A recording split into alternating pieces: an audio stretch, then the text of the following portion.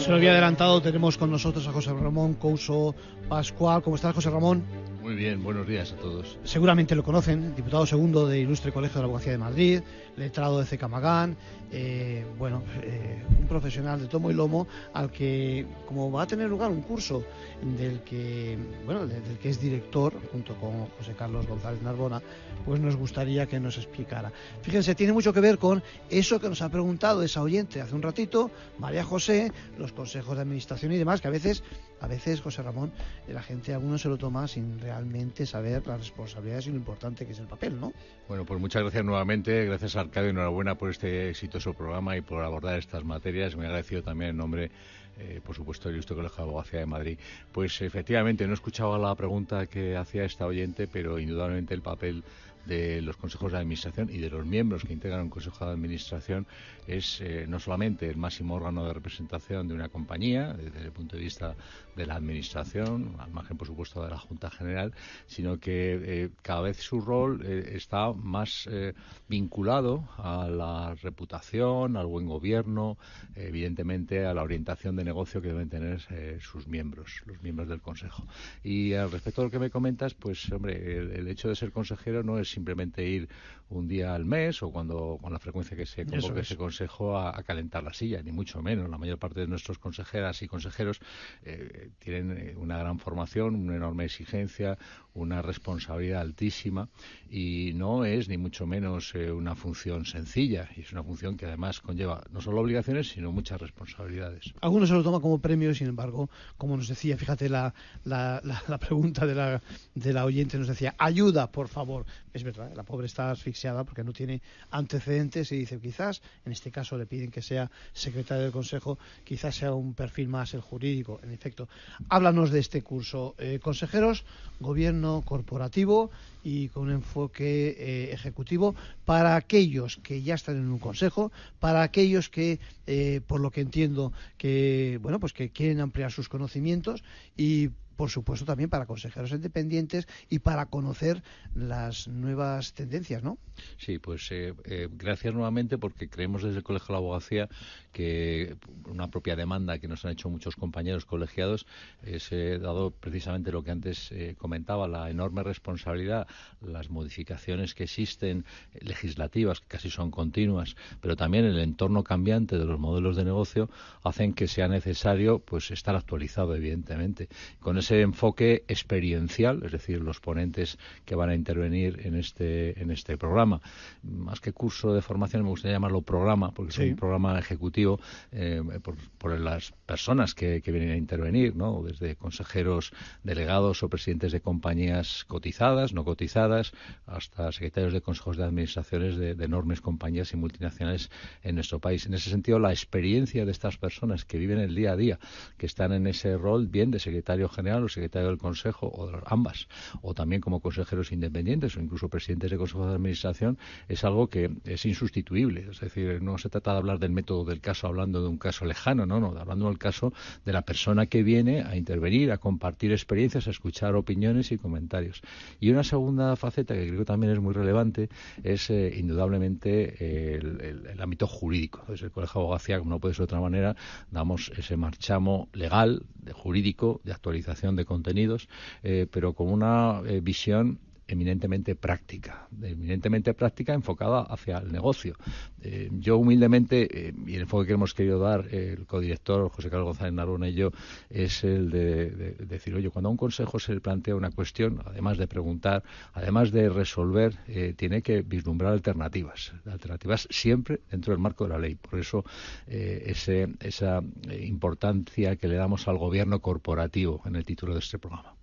Hay en efecto la importancia del enfoque desde el caso, desde la práctica, desde la experiencia de quienes sois realmente personas que lleváis mucho tiempo detrás de esta materia.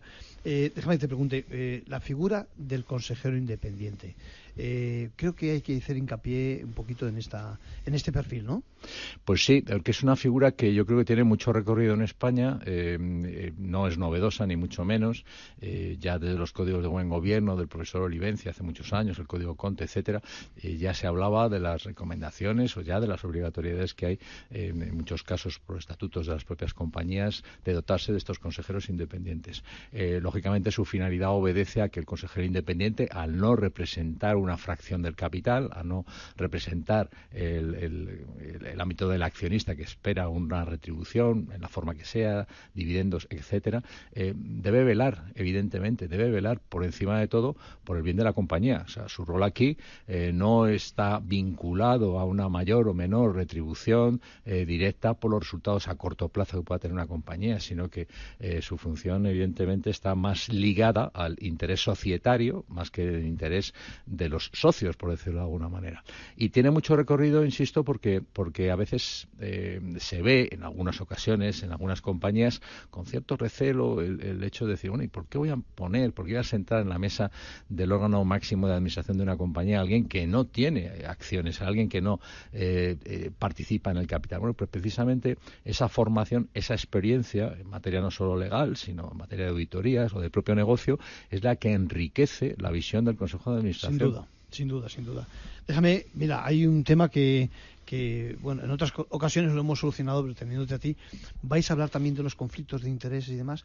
Me parece un tema clave, ¿no? Sí, como decía, el ámbito del programa, si bien con la limitación temporal que tiene el hecho de concentrarlo pues en viernes por la tarde, porque es cuando pueden los ejecutivos que vienen a dar clase y las personas también, que también puedan ser ejecutivos, evidentemente, y que es cuando más huecos de agenda hay, pero efectivamente el conflicto de interés se produce a veces de puertas afuera y a veces de puertas adentro, ¿no? Y cuando un consejero debe abstenerse o debe hacer constar en un acta su voto en contra, debe tenerse muy claro, no solamente para salvar su propia responsabilidad, sino por el propio bien de la compañía, ¿no? Y por la transparencia, máxime cuando estemos ante compañías que estén cotizadas, ¿no? Entonces, evidentemente, el conflicto de interés es uno de los ámbitos a destacar.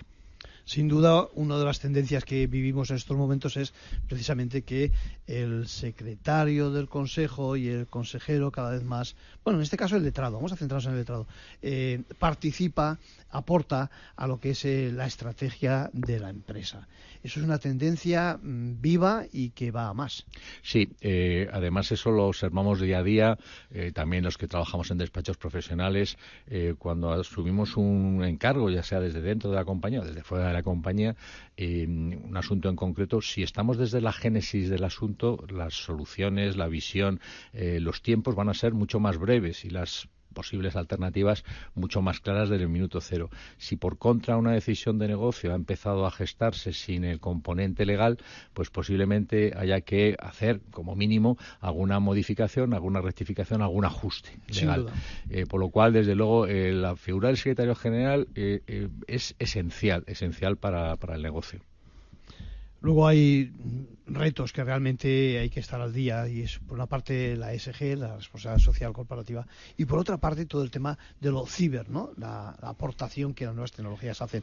Lo vais a tocar, me imagino, también. Sí, además, fíjate, hace poco una de las personas que interviene, un secretario del Consejo de Administración de una gran entidad, me decía respecto de los retos que hay, no solo de cara a 2025, sino más allá, pues los retos relacionados con la ciberseguridad, con los fraudes que se producen también en suplantaciones de identidad, etcétera, y con la inteligencia artificial.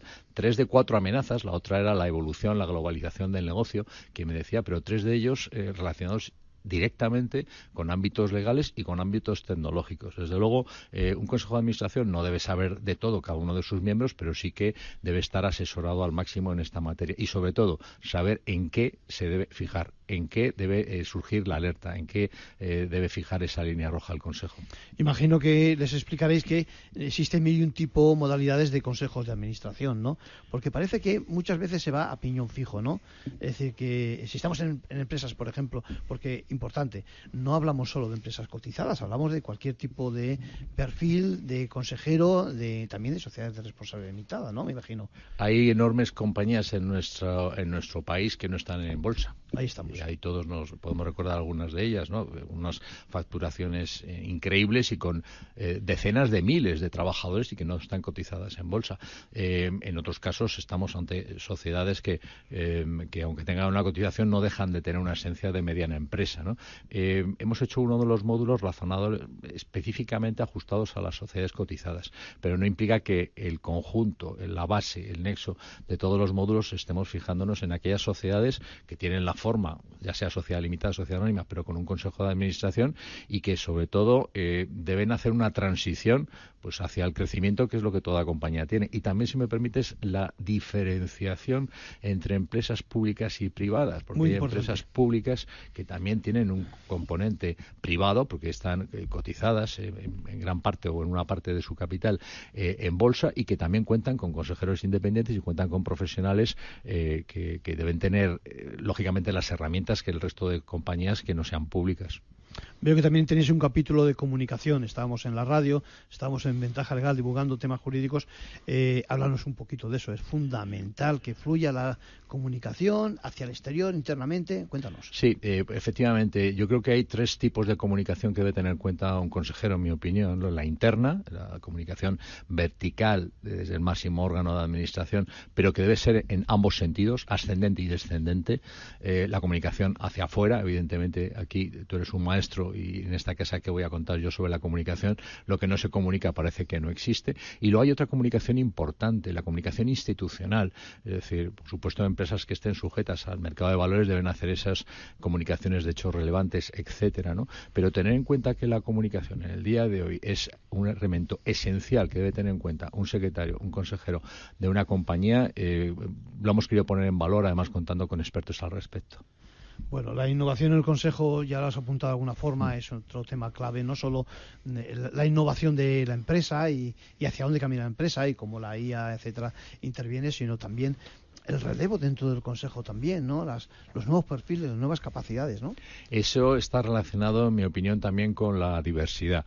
Con la diversidad, porque un consejo que es de monocultivo, y perdóname la expresión, ¿sí? Sino que es de aclamación al líder, pues bueno, pues puede ser cómodo, pero quizá no esté orientado realmente a cuál es la realidad, ¿no? Por eso la diversidad, las distintas visiones que se puede tener desde dentro de una compañía o también desde fuera con los consejeros independientes, máxime ahora en el que cada día el terreno de negocio se mueve más, pues parece lo más ajustado, ¿no? Propiciar ese debate interno en el propio Consejo.